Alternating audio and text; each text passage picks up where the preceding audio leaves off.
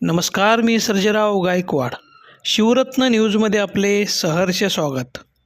राष्ट्रीय राजमार्ग क्रमांक 52वरील सिग्नल बंद असल्याने रात्री अपघाताचा धोका वाढला, तर सर्व्हिस रस्त्यावर दिसून येतोय स्वच्छतेचा अभाव.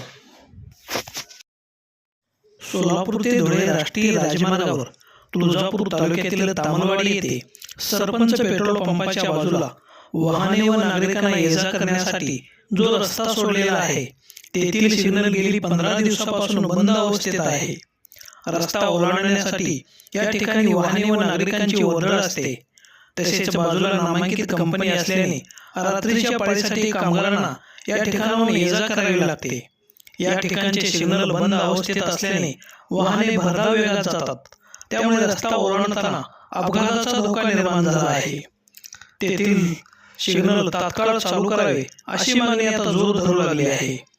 तर गावातील दक्षिणेकडील बाजूच्या सर्व्हिस रस्त्यावर घाणीचे साम्राज्य पसरले आहे. तर रस्त्याच्या बाजूला 5 ते 6 फूट गवत वाढल्याचे दिसून येत आहे. त्यामुळे सर्व्हिस रस्त्यावरून महामार्ग गाठत असताना वाहनांना अडचणीचा सामना करावा लागतोय. सर्व्हिस रस्त्यावरील वाहनाला येत असलेले अडथळे काढून सर्व्हिस रस्त्याची स्वच्छता करावी अशी मागणी आता ग्रामस्थांमधून केली जात आहे. प्रतिनिधी सचिन शिंदे, शिवरत्न न्यूज, तामलवाडी.